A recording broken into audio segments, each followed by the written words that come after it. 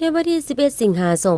2026 นี้ท่านเหล็กไหล ศรีวิไลรัฐมนตรีกระทรวงโยธาธิการ และขนส่งพร้อมโดยคณะ ได้ลงติดตามเส้นทางหลวงแห่งชาติเลข 8A ที่ได้รับผลกระทบจากภัยธรรมชาติมีทานบุญเลี้ยงดวงสะเภาทองรองประธานคณะกรรมการปกครองแขวงบริคำไซมีรองประธานคณะกรรมการปกครองแขวงขมวน และแขนงการที่เกี่ยวข้องส่งแขวงห่วมพาทาง ท่านวิสัยภูมิ หัวหน้าแผนกโยธาธิการและขนส่งแขวงบริคำไซ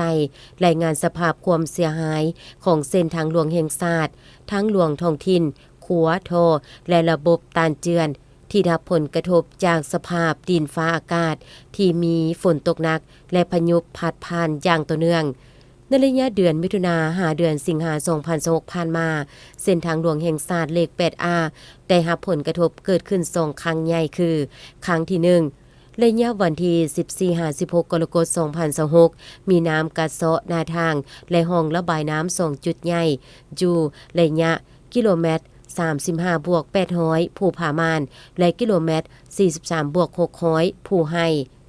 รวมทางมีดินเจือนทับทาง4จุดใหญ่ดินเจือนทับเฮือนประชาชนอยู่เขตบ้านทาบักเมืองคำเกิดมีผู้เสียชีวิต3คนครั้งที่2ระยะวันที่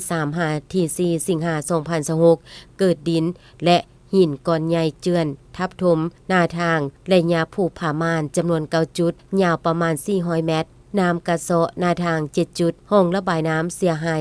3,500 เมตรและน้ำท่วมทาง5จุดภาคฐานเสาขัวห้วยทรายกิโลเมตร20บวก800ก็ถูกน้ำกระเซาะเสียหายจนรถบ่สามารถสัญจรได้ปัจจุบันแผนกโยธาธิการและขนส่งแขวงร่วมกับกลุ่มขัวทางและบริษัทผู้รับเหมาได้เร่งนำกลจักรเข้าแก้ไขฉุกเฉินโดยการยกย้ายดินจอระเบิดก้อนหินใหญ่และติดตั้งกระตาหินอยู่จุดขวงห้วยทรายเปิดให้รถน้อยประเภทกระบะสามารถสัญจรผ่านได้ส่วนรถขนส่งสินค้าแม่นยังบ่ทันอนุญาตให้ผ่านเนื่องจากมีความเสี่ยงหน้าทางยุบสำหรับเส้นทางหลวงแห่งชาติเลข 13 ไตที่มีน้ำท่วมขัง2จุดปัจจุบันน้ำแห้งแล้วและสัญจรได้ปกติเส้นทางหลวงท้องถิ่นอยู่บรรดาเมืองเส้นเมืองไซจำพรปักกระดิ่งบริคันท่าพระบาทและเมืองเวียงทองแม้นได้ผลกระทบดินเจือนและน้ำท่วมเส้นกัน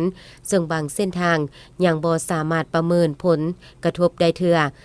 สำหรับการจะตั้งปฏิบัติเวียกงานฉุกเฉินแม่นพบข้อยุ่งยากหลายโดยเฉพาะสภาพฝนที่ตกลงมาอย่างต่อเนื่องเฮ็ดให้ดินเจือนซ้ำซ้อนและการโซกหาบริษัทเข้ามาแก้ไขเวียกฉุกเฉินย้อนผ่านมาบริษัทจะตั้งปฏิบัติเวียกสำเร็จแล้วแต่ยังขาดงบประมาณสำระและการนำเสนอเข้าแผนงบประมาณมีความล่าช้าส่วนมูลค่าความเสียหายยังบ่สามารถประเมินได้โอกาสนี้ท่านเหล็กไหล ศรีวิไลรัฐมนตรีกระทรวงโยธาธิการและขนส่งเสนอให้คณะกรรมการปกครองแขวงบริคำไซแขวงขมวนภายในการที่เกี่ยวข้องจงได้ประสานสมทบกับบริษัทที่รับเหมาแก้ไขฉุกเฉินแก้ไขเส้นทางให้สามารถนำใช้ได้ปกติโดยไวพร้อมนั้นเก็บกรรมข้อมูลเพื่อปรับปรุงหลังสิ้นสุดฤดูฝน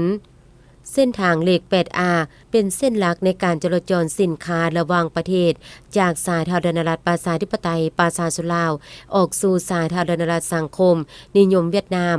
จากสาธารณรัฐสังคมนิยมเวียดนามเข้าลาวออกไปสู่ประเทศที่3